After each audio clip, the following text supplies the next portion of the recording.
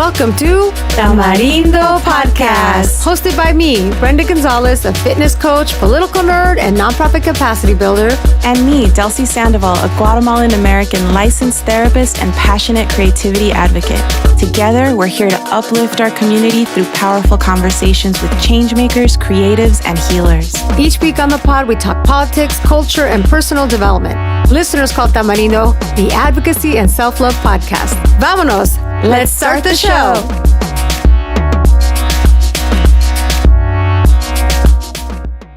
Hello, Tamarindo listeners. Hi, Brenda. Hello, Delsy. It is so exciting to be back looking at you, even through the Zoom, and being back with our listeners. Wow, it's been a recharging few weeks. How have you felt from this break? It's so strange not to have this outlet to see you and speak to you. I mean, we got to hang out at the Las Cafeteras show, which was unbelievable and amazing. But I did miss the listeners. I missed the podcast, but it's nice to have a break. ¿Y tú? Yes, absolutely. It was very nice to a break, and like you blink in it, and now you're back, right? Yeah. it feels short, but you know, I feel like the way I'm feeling is like, oh my gosh, summer is slipping through our fingers. Luckily we're in California, so we still get some sunshine probably well through October. But I cannot believe that we're already in almost the middle of August here. It is wild, and I was so busy in June and into mid-July, and things have slowed down, and I have really found myself, actually, I'll tell you exactly what I did. I had a little bit of extra time, and I listened to my inner Delsy about like taking yourself out to doing something by yourself, and I've been wanting to go to the Getty Villa. So I said, you know what, I'm gonna take myself to the Getty Villa. I brought my headphones so I could just be just like you, listening to your music and going to a museum by yourself, or like going to Universal by yourself. And I did, and you know, the coolest part about it was literally the cool part about it is that it was like a good 15 degrees cooler by the coast than it was way up over here. So if anything, I got to walk in this beautiful space with the breeze blowing in my face, and more than anything, just like giving myself that treat of like, I've been wanting to go to this place, no one's available, I'm just gonna freaking go. So that's what I got to do. I love that. Is my favorite. I'm so excited that you did that. You did like a self date, and it is amazing how your mind is able to focus on the permiso. Oh, little kitty visitor. how your brain is able to focus on different things when you go alone versus when you're dealing with a social environment. Even if it's somebody that you're comfortable with, like your partner, you're still talking, negotiating, commenting, cracking jokes, whatever you're doing. And when you're alone, you're like really in it. You notice all the details, the breeze. How wonderful. I love that. Yes. And I know there was another big development while we were on break. So I'm sure, you know, at this point, like, wow, what a turnaround on this presidential election. As we all know, now it is Kamala Harris that is our candidate. And she selected her vice president running mate. Wow, what a turn of events since we all last were in here together. How are you feeling about this election with this shift? I have to say that I was starting to feel very exhausted by the election because I didn't have a real stake in it, right? I didn't feel super strong about either candidate. And I felt strongly about my party, but I wasn't necessarily sure how I felt about the candidate. And so this shift for me gave me almost like a renewed optimism, a renewed energy, a renewed excitement for it. I know that there are lots of things that are not perfect in terms of policy and history, but I feel strongly that this is turning the tide in the right direction. It's turning the tide in the right direction. And I think that's helped me become even more politically involved. I'm feeling like this was a big jolt of energy that we all needed. And look, we live in, I think I really have started to kind of tap into what's been trending, you know, like living in the context, the coconut tree and all the memes around Kamala Harris. But honestly, really kind of taking that phrase to heart about within the context in which in the country that we are in this context, this is the best candidate. And there are, I really want to emphasize that there are real differences between Republicans and Democrats. And if we want to protect our rights, if we want to feel like there's somebody on our side economically, if we want to not roll back rights for trans people, for immigrants, for everybody, then we know who we need to support, and that's Kamala Harris.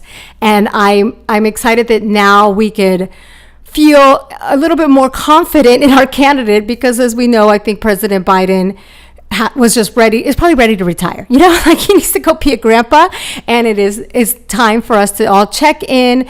And we don't need to be in love with this candidate. We just need to know what's at stake. And we don't have the luxury to have a candidate that's absolutely everything that we want. This is the context in which we're in. And I'm excited to vote for Vice President Kamala Harris.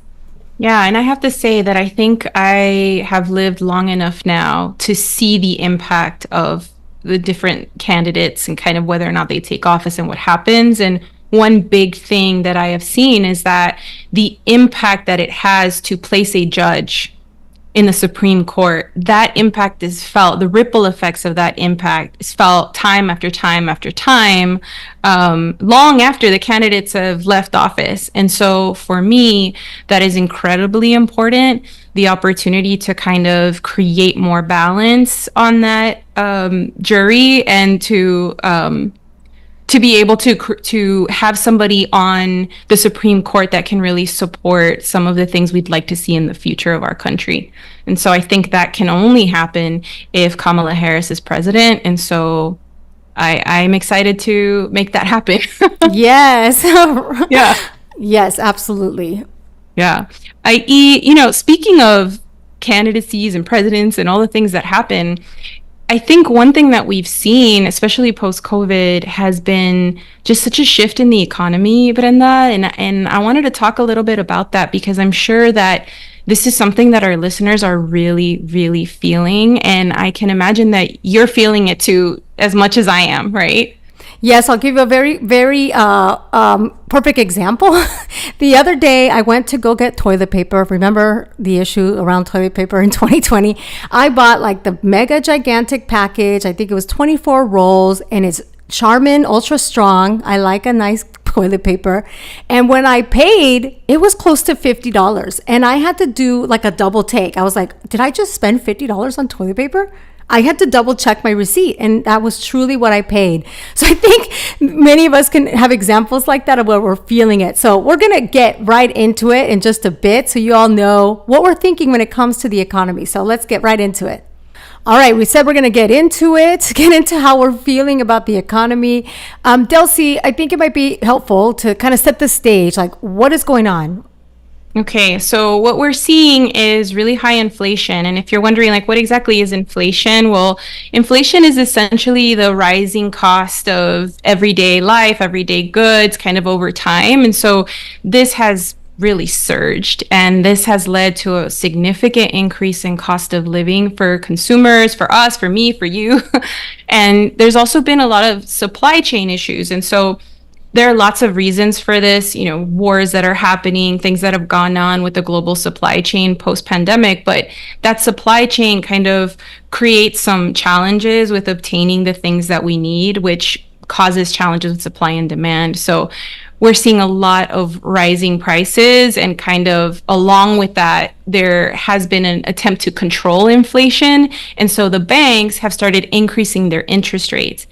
And the interesting thing about this is, like, how does that make sense, right? If you increase interest rates, how does it control inflation? Well, the idea behind it is that if you stop people from borrowing, then they're less likely to purchase things like cars and homes.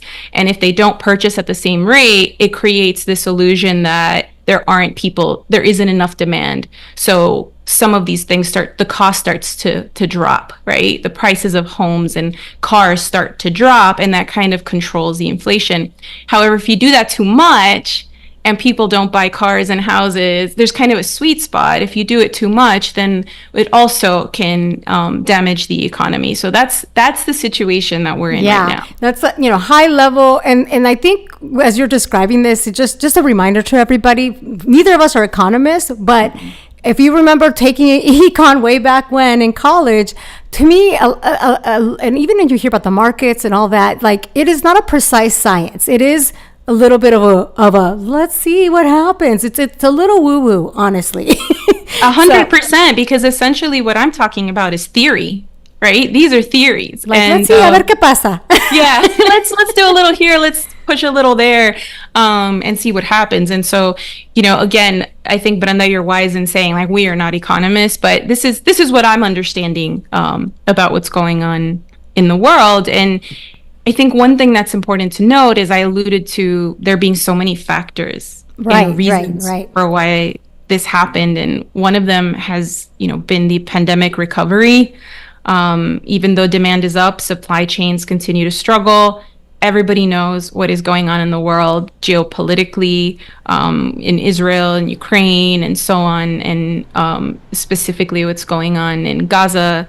And so energy prices are also shifting, and then policies, which I think we should talk about in soon as well.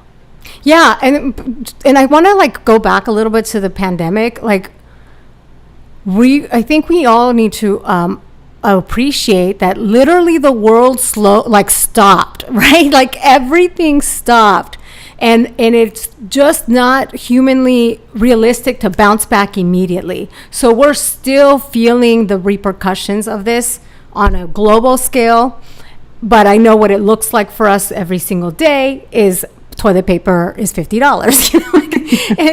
Like, we could spend all this time talking about the factors that are happening all over around us, but at the end of the day, we feel it in our pockets, right? We're feeling this every single day. And actually, Delsy, tell us a little bit, like, how is this showing up?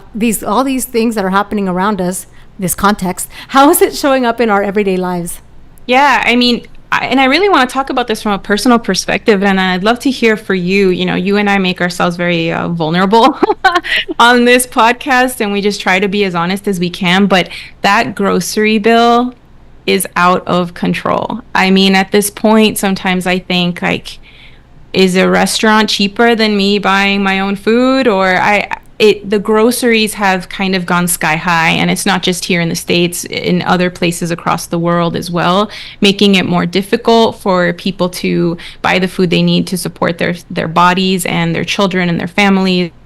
And for me as well, because I'm having to make decisions between things like nutritional things and the kinds of brands that I want to support and so on, because it's really impacting my pocket. And in addition to that, especially here in California, gas prices, Brenda, you and I both know that has made it quite interesting, and has made it difficult for people to get to work, has made it so that folks are now like a one-car household and so on. And so there have been some pretty major changes as a result of massive rising gas prices that don't seem to stop, especially in major cities.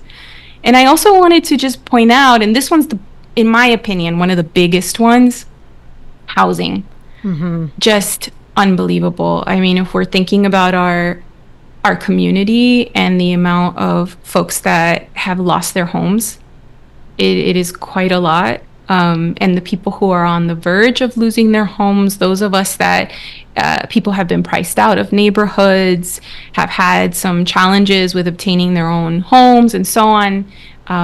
People have been moving into situations that maybe weren't the most ideal, like small ADU units. People have been moving into garages and so on, and moving in with family. So, Brenda, I don't know if is this what you've been seeing too? Yeah, I mean, I think for people that are our age, probably our listeners that are about our age, the way this is showing up for millennials, is that it's very difficult to buy a house. Like that dream, the American dream of doing air quotes here, of home ownership just seems like truly a dream. Like, it's not going to happen, right?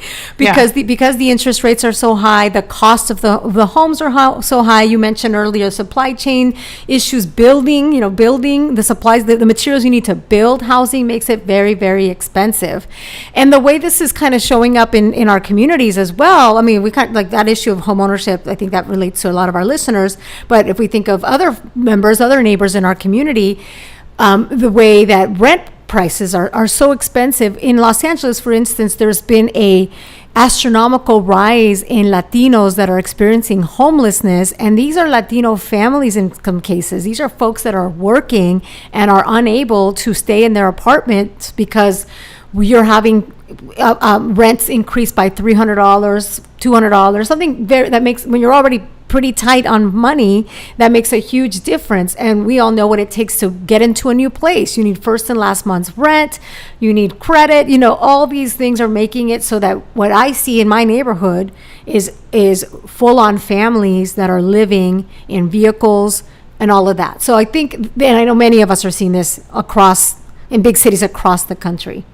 Yeah, and I like what you said there about the American dream, because I think there is something that is maybe less tangible that we can talk about, which is just our own perception of what we can expect from our lives has shifted. What we're kind of aiming for and the kind of lifestyle we're looking for, it almost feels like we have to alter, or we've started to alter what our own expectations are for our lives, because it looks like this is kind of in it for the long haul. And I also want to say that, things like taking care of yourself, like healthcare, accessing healthcare and things like that, become more and more complicated when all of your funds are going to the essentials like food and housing. And so I can only imagine the effects that this will have over time, especially considering how many people have started to take on second, third jobs to sustain themselves, and rest and sleep are also massive determinants of long-term health. So a lot going on here, Brenda. Yeah, this, as you mentioned, that is reminding me, I don't know where it was a tweet or a meme or a post or somewhere that I read that said there's a lot of talk about mental health. There's a lot of go seek therapy, get that support, value, all right. We even on this podcast, we talk a lot about the importance of that. But something else that's important is that none of that matters if you don't have a roof over your head or a tummy that's full, right? The bare essentials need to be met as part of our overall well-being. So, okay, we know what's going on. But I want to tell you too, just some things to keep in mind, especially as many of us consider the economy or how we're feeling in our pockets when we decide on how to vote, right? And there's some things that are happening that I thought was interesting. We all know, now we don't have to worry about Biden. Right now we have Kamala Harris, but of course she is currently Biden's vice president. So you can expect, very similar policies, right? And I read a few articles on this, that there's, for some reason, psychologically, even though, and I think I understand why, right? We just talked about how we're feeling financially strapped on a personal level. Toilet paper is $50, right? We're feeling it every single day. So many voters are making the connection that, well, Biden's in charge right now. I'm feeling this in my pocket right now. It must be his policies. It must be the Democrats that are putting me in this place. And I want you to know that it would be so much worse if it wasn't for Biden, and that's hard to swallow. But here's what I learned a little bit about this. Basically, the takeaways that I've read is that because of the efforts by the Democrats, because of efforts like the $1.9 trillion American Rescue Plan that extended a lot of the COVID benefits, stimulus, it provided unemployment for longer times, other benefits, all of these things we can credit to why the economy isn't worse. And it's hard to swallow, right? Not to think that it could actually it would have been worse. So right now, this is a quote, and this is an article by Reuters, and we'll link it in our show notes. But here's a quote here in this article. It says that the unemployment rate under Biden has had its longest run below 4% since the 1960s, lasting more than 2 years. The wage gains enjoyed by U.S. workers have been strongest for lower paid occupations, and for many have kept pace with inflation. So even though it doesn't feel like it, it turns out that without Biden and without the policies that his administration has advanced, we would probably have a worse recovery. We are actually we're still recovering from what I mentioned earlier, where everything just stopped, and if it wasn't for that, we would have chronic unemployment and chronic loss of production. So here's another quote. This is from a chief economist at Moody's in the same article, and he says, quote, "The countries got through the pandemic with less economic damage than feared, and if the cost of that was inflation, the alternative could have been far more painful in terms of chronic unemployment and loss of production." So there you have it. Even though it feels yucky in our everyday lives, it could have been worse, and we really have to keep that in mind as we go to the polls and go to vote, because policies like investing in infrastructure, which the Biden administration advanced, making sure that there's benefits like extending unemployment, like the child tax credit, other things like these are only on the lips of Democrats, and it's not going to be something that Republicans are going to advance. So just one of the things that I want us all to think about as we consider the economy. That being said, like I said, you're still feeling it on the individual level. So I want to talk a little bit about what can we do in this context, in the situation that we're in, besides voting for policies that continue to get us on this path of recovery. That's one thing we could do. But what are other things that we could do at the individual level to help us feel a little bit more confident in the money department? Yeah, I mean, I'm definitely not going to say anything new. I think I'm just kind of summarizing what we're all trying to do here. And one of them is budgeting. If you are not someone who's had a budget before, and what I mean by budgeting is like an actual spreadsheet or some kind of template that you're using, maybe it's an application that helps you navigate how much money you want to spend per month on all of the essential items, how much you want to put towards savings, towards healthcare, and then something that's tracking whether or not you're meeting those milestones or going over them, etc., to help you tweak for the next month. So that is the primary thing, is knowing and kind of educating yourself a little bit on where your money goes. And you might be quite surprised. I personally, if you ask me, hey, Delsy, do you buy a lot of unnecessary things? I would 100% say no. But when I look at my account, you and everybody else says, no, I totally needed I'm that. like, what? It seems like a mystery cost. And then I look at it and they're all my purchases. So I think familiarizing yourself with how you're spending your money and then coming up with something that makes a little more sense. And also, cutting those costs, figuring out like what's non-essential that maybe you didn't realize you were still spending money on. Are there lower cost options? Are there ways around it? Is there something that you could do where you could share the expense in your household, or have your employer support you with some of these expenses if they're related to your job, for example? Figuring out what you can make happen to reduce costs in the house overall. And I'll also say one thing I have seen, Brenda, and I'm not good at this, no lie, is that people plan really well with their meal planning. They will pick up the circular, and if you don't know what a circular is, it's either a digital or an IRL paper like book that tells you all the deals that are going on at the grocery store that week. I know people who take those and then build their grocery list around those items. That's pretty smart. Something I don't do, but that probably I should. They build their meals around it. They plan what they're going to eat based on what is going on sale. It also tells you predicting like what will be on sale the next week. And so you can kind of save a lot by being hands-on with your planning. This I have not gotten good at, but I'm planning on it. Planning on planning. I know. Oh my gosh. I mean, plus there's other benefits, because if you do meal plan and literally like in the health respect, you know, if you actually plan your meals in advance, you're going to be more likely to not fall for temptation for things that maybe aren't the most healthy for you.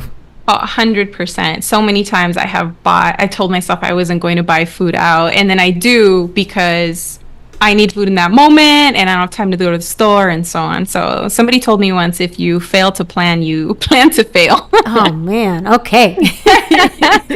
And then the next is energy efficiency. This is something that's very interesting because we are in a hot place, Brenda. And planning how you're going to create more energy efficiency is not easy in hot places. But figuring out like what times of day makes sense for you to use a fan versus the air conditioner, things like that, what you can unplug, what doesn't need to take up that much energy, checking the amount of energy that your refrigerator is taking, and so on, are some ways that you can do this. You can also purchase energy efficient light bulbs in your house and things like that to help reduce the energy. And of course, my last plug, and this is something I always plug, and it's hard for Angelinos, but coming from somebody that lived on the East Coast for a very long time, public transportation. And I know people have feelings about public transportation, but the more people that take public transportation, the more funding there is to keep public transportation efficient, working well, and safe. So I encourage you, if you've never taken the subway before, the metro, find a short ride, something simple that you can do. You actually might be surprised by what a good time. Yes, you know, I'm a big fan of the Metro. I love LA Metro. It is improving. I can tell I know the mayor here in Los Angeles is really serious about getting it safe and up and running. And y'all, the Olympics are right around the corner here in Los Angeles, so we're getting it together. I drove to Beverly Hills the other day. I had to pick something up, and I was pleased for once in my life, pleased to have traffic on Wilshire, because I knew it was because they're extending what it used to be called the Purple Line, and now every line has like a different name now, but the Purple Line is extending to the museums and all that. So I love to see here in Los Angeles the investment in public transit, because Lord knows that LA has a long way to go. But I love that you're encouraging riders to get on it. It makes me think we should somehow dream up an event for Tamarindo that requires us to take the Metro. So we'll come up with something. Yeah, what if we did a Metro tour of the stations or something? So each station is so Yes, Metro LA, give us a call. We're down. We're so down. You already get free publicity from us all the time, but just give us a call. And, you know, I want to say too, like, you know, these are all examples. They're all great. And, like, back to like a personal sacrifice. I mean, one of the ways that we saved money is going from a 2-car household to a 1-car household. And we've been doing this since, it's been like 10 years, over 10 years that we've had only 1 car. And it was an adjustment. And it all started with me saying, I think I could take the bus to work, and getting really comfortable and really enjoying that when I'm on the bus or I'm on the Metro, like I could be on my phone and I don't have to worry about running someone over, driving my car. Yeah. So really it is possible. I took the plunge. It is, I highly recommend it. I feel good about it. And even though I do have a car now, and we share the 1 car, there was a time that we had no car, and we were able to do that for a little while. Of course, that played into where we selected to live. Like, we picked a place that would be close to the Metro. When we were something we were able to do a few years ago, because the interest rates were lower then, and with the help of our parents, which I always emphasize, because I don't think enough people that get help from their parents mention this, but with the help of our parents, we were able to purchase a small condo. And we made an offer to a house that would have been really nice, and it was a nice, big, spacious house. But I knew that if we had got that house, I would have to get a car, and it would be like such a trade-off, being so used to not having my own car. So it was a deciding factor being close to the Metro when we were able to buy something.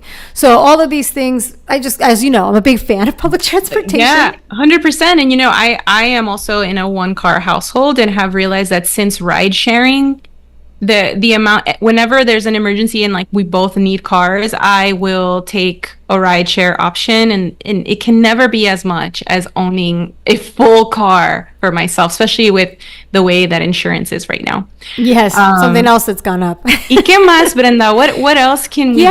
I want to say one more thing too, that if you're especially if you're a young person listening and you haven't yet taken advantage of your employer, if they offer a 401k, already start today to put money away, because it will grow, and it's going to be something that you can rely on later on in retirement. It'll be here before you know it. So ask your employer if they offer 401k. See if they have like an employer match program. Put at least as much as they're able to match you, because that's free money. So look into that. Maybe look into a Roth IRA. Think about maybe there's your employer might offer health savings accounts. There's all kinds of things that could help you financially. And we recommend speaking to a financial planner, a friend of the pod that you might want to follow on Instagram and everywhere, because they have amazing tips, is Traveler Charlie. We'll put their socials on the notes of this episode, but there's Charlie always has amazing tips for ways that we could be like, they'll say things like make money your bitch, like make credit your bitch. You can do all of that by following Charlie. So yes, these are some of the things that we could think about as we start to ease that pain that's in our pocket. But overall, the takeaway is that we feel you. We're all feeling it, and I'm hopeful that things will turn around. And let's just all continue to cross our fingers for those prices to drop. Yeah, we're all in it together, so support one another. So that was fantastic. Thank you, Brenda, for meeting me there. Listeners, I hope you enjoyed that. And we're going to massively shift over to talking about something that is a little lighthearted. We have an interview with Felipe Esparza, who's a Mexican-American stand-up comedian. And he is here to talk to us about a new podcast that he's hosting that's actually created by the same company that helps produce Tamarindo Sonoro Media. It's Sonoro Media, no? Sí. Sonoro Media.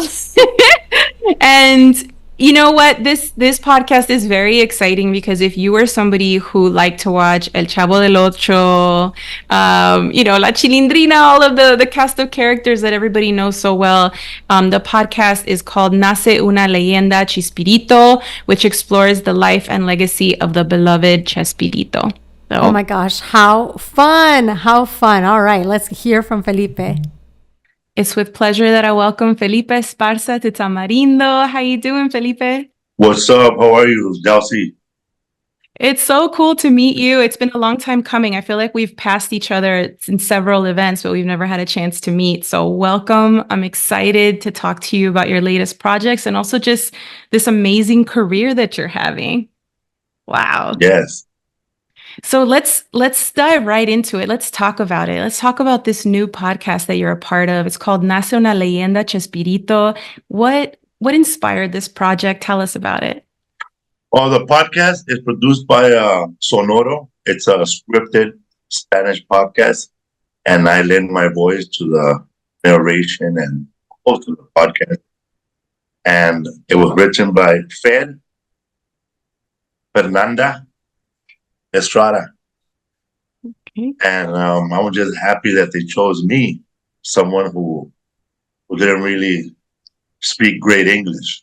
Like I was telling somebody, great Spanish.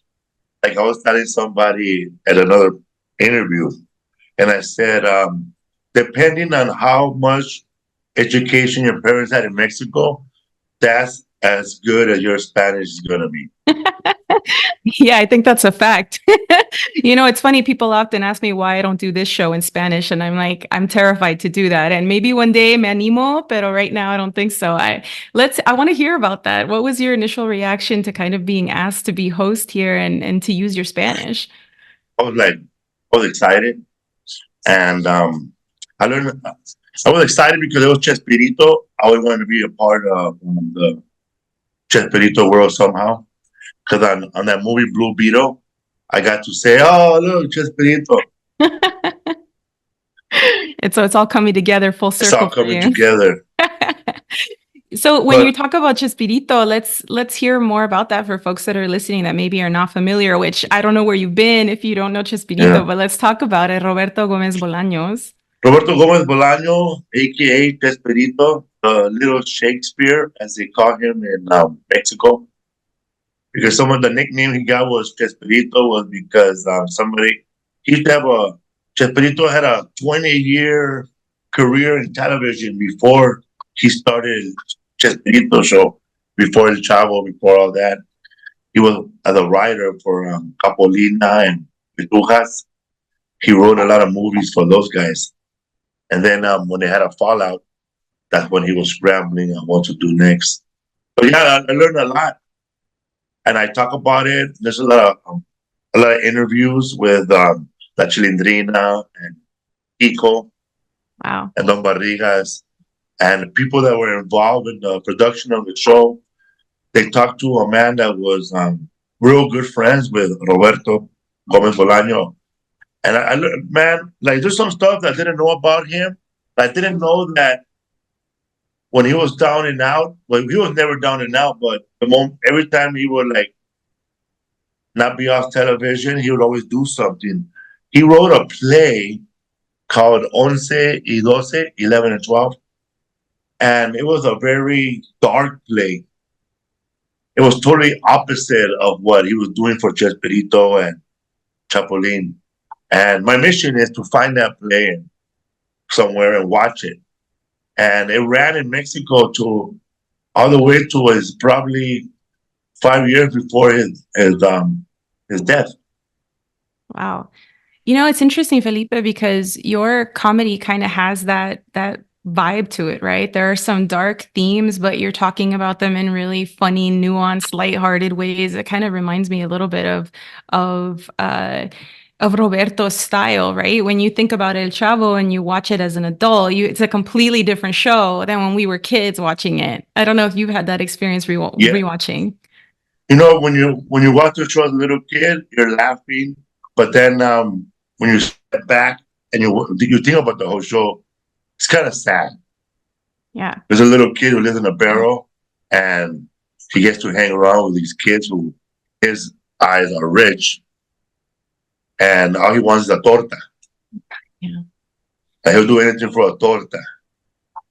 What's really interesting about that show, watching it as an adult, is not just the cultural impact of the show, just like all of the catchphrases that I'm sure you know, Felipe, that we all said to each other growing up and that our parents would say all the time. I don't know if you remember, like, síganme los buenos and se me chispoteó and all of that kind of made it into our culture.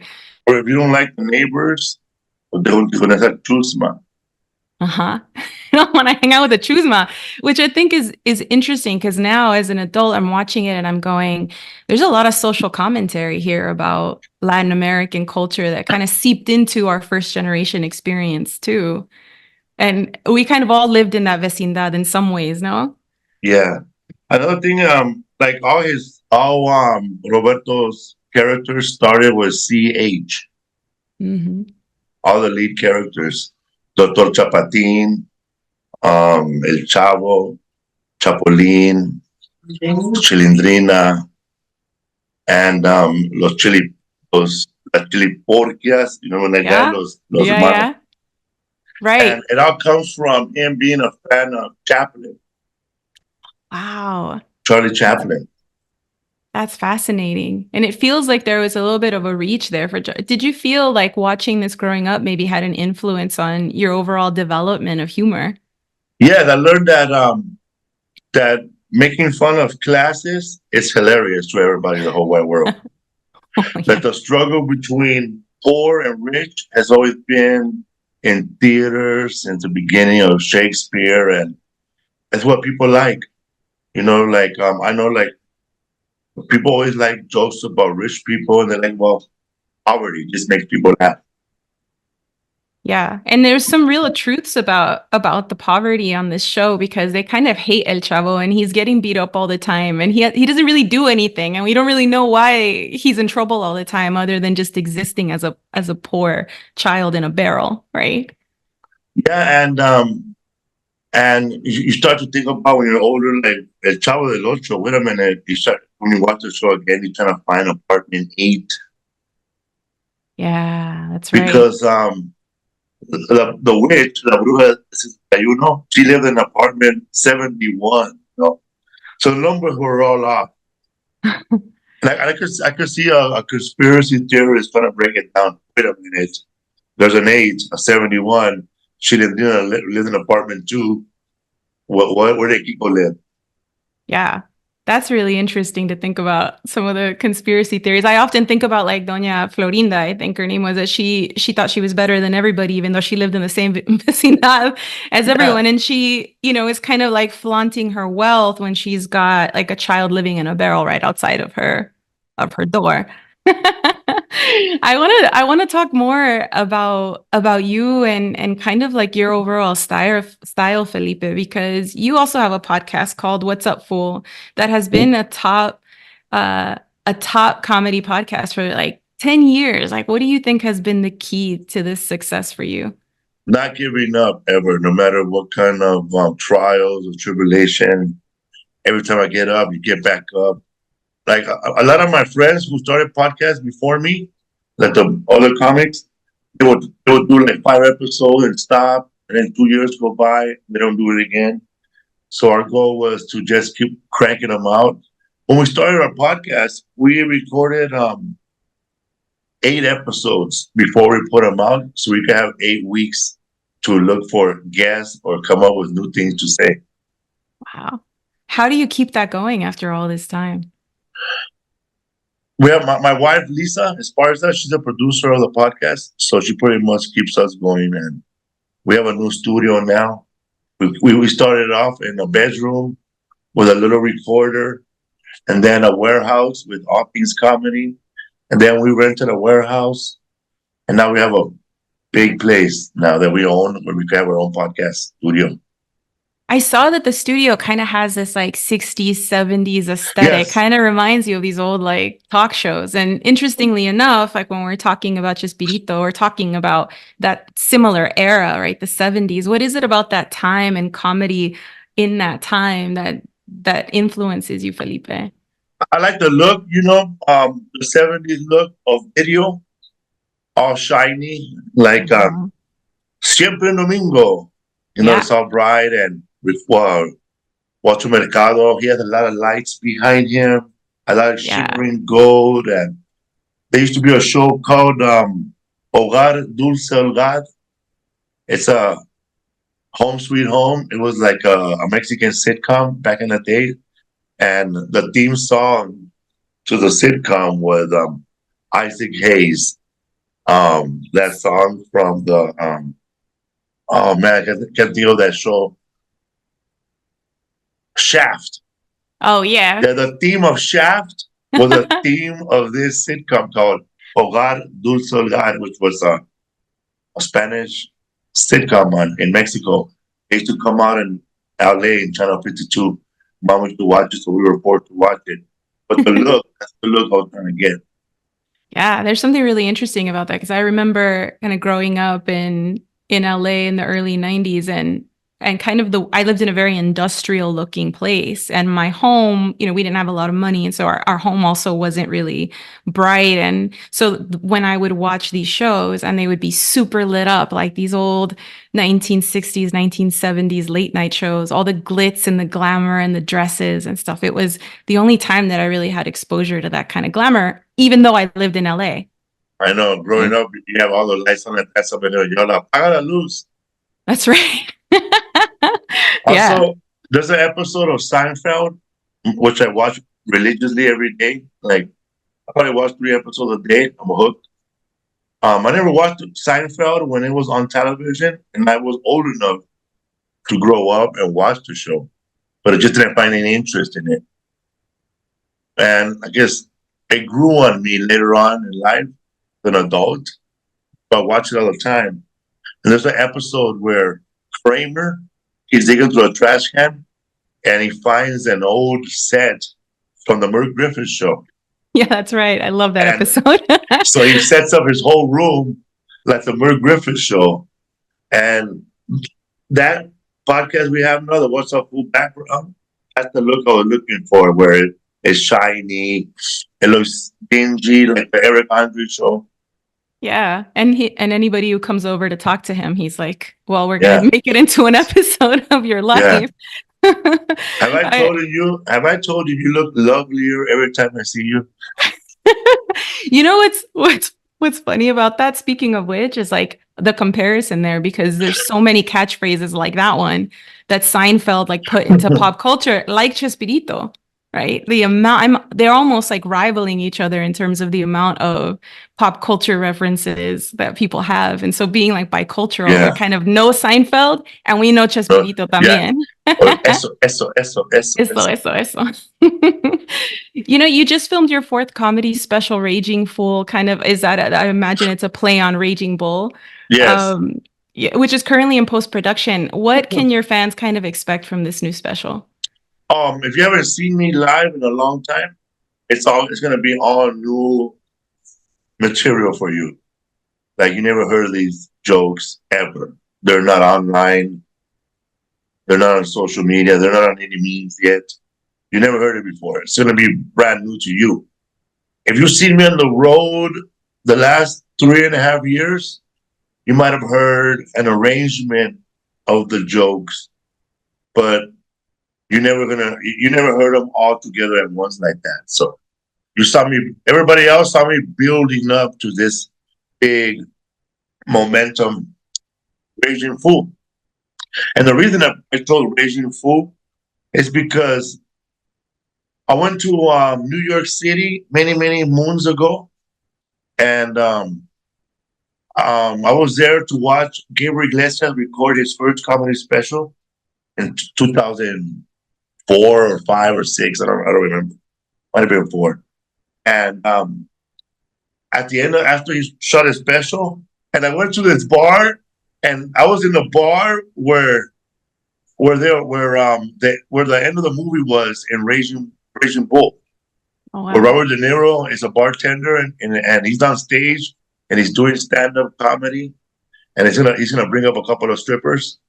It was at that bar where the movie was shot, and the bar was an actual like bar for boxers. The owner was an old boxer, and he knew it. Like if you tell him who won the boxing championship in 1978, what division? Heavyweight. That was Muhammad Ali against Spinks. He won in the 7th round. Whatever, he knew like without looking it up. Encyclopedic kind of memory. So when I saw the movie again, I remember being in that bar. I remember watching the movie last summer, and I'm watching Robert De Niro. His life is already like over. He has no more boxing career. He had just came out of prison for something or jail for warrants, and he's doing stand-up. Like he has no other choice but to do stand-up. And I thought, wow, to him in his brain, doing stand-up must be like was the bottom of his list, which it really is, like when you can't do nothing else, you do stand-up. So then before he had a paper like this, and he's getting ready to perform, and he's practicing his jokes like this. 7 elephants. And I thought, you know what? That's perfect. I'm gonna call my special Raging Fool. Instead of Raging Bull, Raging Fool. Yeah, And I love that. And my wife got me a tracksuit, and she got the letters, and she sold Raging Fool on the back. And I performed the whole act in a tracksuit. Yeah, shout out to your wife. That is creative. Yeah. Let's talk about the tour. I mean, your At My Leisure World Tour is kicking off. It's kicking off really soon in August. It includes dates here in the US, in Europe, Australia. Kind of what are you looking forward to the most on this tour? I'm looking forward to work out new material on the road, because what I did on the special, I'm not going to say those jokes on the road anymore, or I'm going to try really hard not to do those jokes. And once that my wife cut my wife directed the special, Felipe Esparza. She executive produced all my special, but this time she directed and executive produced. Wow. So they already cut the first draft of the special. It's like 1 whole hour. The jokes that were cut out, those are the jokes that I'm going to build my next special on. Nice. So those jokes that were cut because they were unfinished, or I didn't deliver them right, or they just didn't cut it, I'm going to start off with that. So I have My special, if I would have never cut it, if I would have cut it to include everything, it would have probably been an hour and 38 minutes. Wow. That's a lot of material. Yeah. So I've been performing the last couple of weeks, and I'm building a new hour already. That's incredible. I mean, it sounds like you're kind of inspired on a daily basis to produce that much. Oh man, I love stand-up. Like, a lot of people find it tedious or hard work to record themselves and then go home the next day and listen to it. That gets me excited. Like, I want to listen to it as soon as I get home and start fixing and editing. I like doing that. I mean, I would say it's my job to do it, but nobody's forcing me to do it because no one else really does it that way. But I like doing it that way. I like to listen to the laughs afterwards, and I could listen to, maybe there was a woman in the audience that was laughing a little extra, and I could hear it. Or someone in the audience said something under his breath that makes me laugh. Or I hear somebody says, I can't believe I'm laughing at this. Oh man, that's really exciting. I'd like to know, Felipe, where can our listeners, if they're really interested in listening to this new Chespirito podcast, where can they access it? If they want to find this podcast, it's coming out when? July 23rd on Spotify, but most likely you can find it right away on iHeartRadio because it was produced by iHeartRadio. But it's going to be in all podcast apps that you listen to. Just look for Nace Una Leyenda, Chespirito, Sonoro, and hosted by Felipe Esparza. Oh man, let me tell you, it was hard to, like, some of those words. I tried reading them 5 times, and I tried. It wouldn't come out of my mouth. And then I was telling somebody that when you're used to saying something in Spanish your whole life this way, and your whole life nobody's told you that it's wrong to say it that way, and then when you finally see it the right way, I really had to, like, be quiet and not try to argue with them, and that's not the way to say it. You're like, that's not how it is, I swear. They're from the motherland. You know, it's funny because recently I realized that the word ovni, I thought it was omni. So for years, my whole life, I've been saying UFO incorrectly, and I probably said it to 3,000 people, and nobody has corrected me because I love aliens, and so I'm talking about that all the time. And I had no idea. It's like, that's the case as a person who's kind of between these cultures. It's like, you know what? You understand me, right? ¿Me entendiste, no? It's funny you say that because if there's something I can't say, like that word, I just won't even get into it. Like, even if I know everything about UFOs and that stuff, if I don't know how to say UFOs in Spanish, I'm not going to start a conversation about UFOs in Spanish. You're like, that's it. That topic's off limits. Are there any final thoughts or messages that you have for the fans out there, Tamarindo listeners? Oh, man. Eat Tamarindo juice. Oh, man, for our listeners, what's up, fool? If you see me out in the streets, don't be shy. Say hello, and I'll take a picture of you if you want to. Don't be shy with your phone. I don't care, man. I don't even care if I'm eating. If I'm eating, pay for my meal, and I'll take a picture with everybody. Just be nice to everybody. If you're a young listener struggling with drugs or anything, quit now. Now you have a story to talk about for the rest of your life, the way you quit drugs. And if you're a bad person, be a good person to good people. And keep being bad to bad people. From Felipe Esparza. What I'm saying is, live your life the way you want to, just don't hurt nobody. And if you're going to be bad, be good. Thank you, Felipe. It's been a pleasure. I appreciate your time. It's been such a good combo. Thank you for joining us. Thank you. What's up, fool? All right. And we're back. I hope that you enjoyed it and that you'll go out there and listen to Nace Una Leyenda. I'm so excited. Brenda and I are definitely going to listen. Okay, Brenda, let's talk about it. What is your matraca for the week? My matraca for the week or the past couple weeks has been just the Olympics. It's been such fun. Yay, Olympics, Olympic gold. It has been so fun to just tune in. I caved and I bought the subscription to, whatever Peacock so I could watch the Olympics. And it's been super cool to be able to watch, whatever sport you want and go back and watch the highlights. And so I'm just feeling overall joy for a moment, the world kind of coming together for once, so feeling las matracas for the Olympics. Yeah. Totally. And I have been obsessed. Women's rugby, women's soccer, cycling, all of it. I'm super into it. I'm super excited. And I am really hopeful because this is, the day before the soccer tournament for Team USA. So vamos a ver. And you know what? That also gets my matraca. And I want to just say, if you're watching the Olympics, then maybe you're like me where you've had this thought like, okay, if I'm another country and I'm watching the US kind of constantly winning all of the medals, like, is this exciting for me as somebody outside of the U.S.? And I have to say, congratulations, Guatemala, for winning their first gold medal. Now there's a gold and a bronze.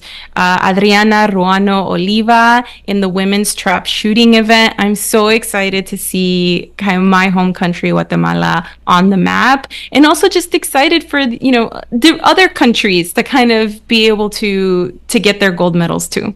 Yes, there's been so many women. I'm not watching any guys' sports. I'm watching the women's sports. Today I watched the break dancing, the women's final. It's just been super fun. So arriba las mujeres, arriba las latinas that are medaling, y arriba Adriana Ruano Oliva. Yeah. ¿Y qué tal tu basura, Brenda? Well, my basura is it's very interesting. Obviously, we're all, in this household, we're going to vote for Harris Waltz. That's who we're voting for, no doubt about it. But I got to say that my basura is that I took a little bit of a pause by hearing Waltz. This is a quote from a rally where he said, and make no mistake, violent crime was up during Donald Trump's presidency, and that's not even counting crimes he committed. Now, ha ha ha to the crimes he committed. Absolutely, he is a criminal. Yes, Trump is a criminal, and I cannot believe that some of you people are voting for him. Probably nobody listening to this podcast, but I can't believe he's literally, I just can't, I can never swallow the fact that he's an actual candidate. So, but my basura actually goes to just that framing altogether, this idea that crime was up during Donald Trump's presidency. I think it kind of like stoops down to the level of Republicans, because a lot of Republican talking points are like, their entire campaign almost is like, all Latinos are criminals. Biden's letting all the criminals in. That's like their entire campaign. So I don't want us to stoop down and play their game and vilify criminals and say that there's violent crime and that somehow the president is directly responsible for that, because the truth is he's not. And even Trump, even as basura as he is, this is inaccurate. It had slightly gone up, but I think making the wild leap that Trump is somehow responsible for it going slightly up is inaccurate. And also, crime in general is down. I don't want us to continue to amplify this fear-mongering about crime and violent crime on the rise, because that is just not true. It's not accurate, and it's going to, I believe, derail any progress that we've done around justice reform. I'd rather us talk about how we as Democrats are different when it comes to the way we view human beings that are behind bars, the way that there's a lot of injustice in our justice system. That's what I'd rather have us be touting than this inaccurate connection between Donald Trump and the rise in violent crime. So my basura goes to that. Thank you, Brenda. And I really appreciate you kind of, just showing that you can support a party and still be critical of that party, that you can support a candidate and still fact check what that candidate is saying to you, because what is important here is to empower people to think critically and think for themselves. So I appreciate that. And interestingly enough, my basura is along the same lines. I want to just say in general, the way we talk about the other political parties, I think for me has gotten like way out of control. And there were a few things that kind of bothered me this past week. And one of them was obviously Donald Trump kind of questioning Kamala Harris's race, and talking about it as though it were like, like a ploy or something that she was using as a as a political maneuver and so on. And like, I think that who you are is just, it can't be something that is questioned at this level in a campaign. It was just kind of disgusting to me. But on the flip side of that, in the same level, I did hear a lot of people making statements that sounded like they were maybe not as upset regarding the violence that took place at the rally where Donald Trump was shot in the ear. There were some statements that were made by a lot of people that I thought were also kind of not appropriate at this time. Like, what we're trying to fight for is a safe, united America. And I don't think it made sense for us to talk about it like, oh, well, maybe that could have had a different outcome. I think that's really nasty, and kind of, we need to think about our own humanity as we go through this political process. I'm curious because I've been hearing a lot of talk too about how a message that has taken hold is that the Democrats calling Trump and his team weird. Have you heard about this? Do you have any thoughts on the name calling of us, on us on the left, kind of rallying around calling them weird? What are your thoughts on this? Have you heard about this? Yeah, so I've heard some comments like that. I have also heard some comments regarding their appearance in particular and things like that. I think that we in general have to elevate the way that we think about our political system and the political process, and kind of calling people names. And it's sort of like a social microcosm. Like, what you're saying about these folks is representative of an entire group of people who maybe have some similar features, some similar characteristics, similar beliefs. And what you're saying about this political party is also what you're saying about your fellow Americans. And I think the only way that we're going to survive the 21st century is together. It really is the fact, based on what's going on with our climate and where we're going with some in the future here. I think the only way is together, and it's not going to happen if we're kind of stooping to that level. No sé qué piensas tú, Brenda. Yeah, no, I think I originally was sort of triumphantly thinking that's nice to call them weird, because I do believe that their policies are weird.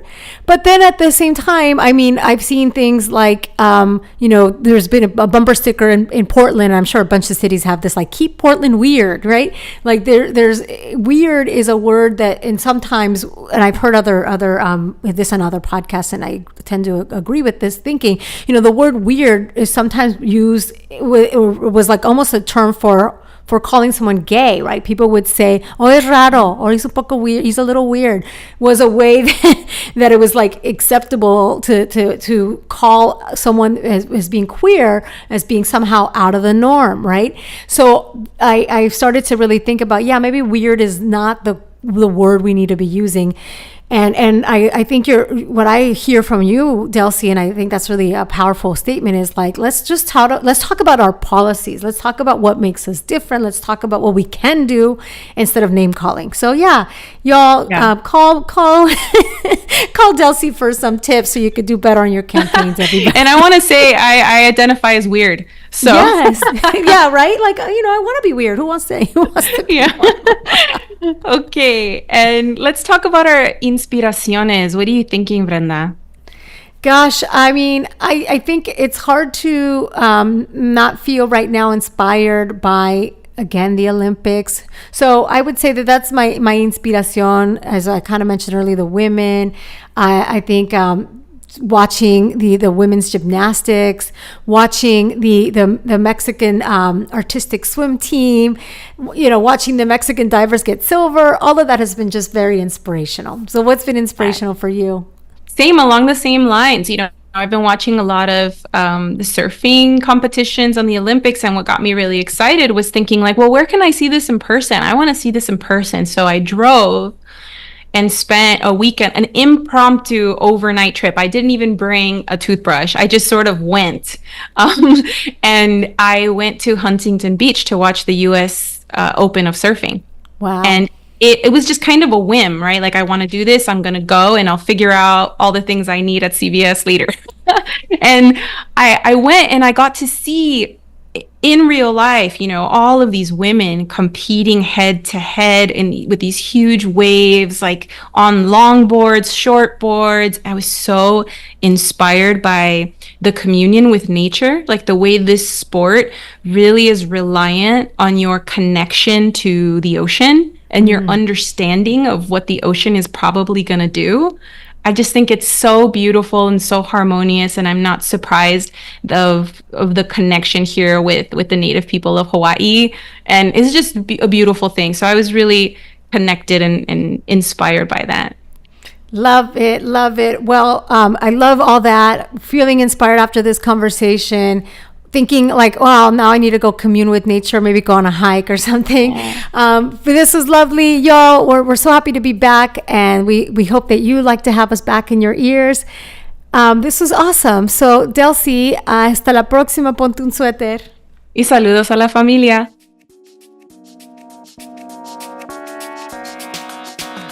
Tamarindo Podcast is Brenda Gonzalez and Delsy Sandoval. We are also the show's executive producers. Karina Riveroll of Sonoro Media provides production support. Jeff Ricards wrote our theme song. The best way to support our work is to rate and review Tamarindo Podcast or share an episode with a friend. Get in touch with us at tamarindopodcast.com.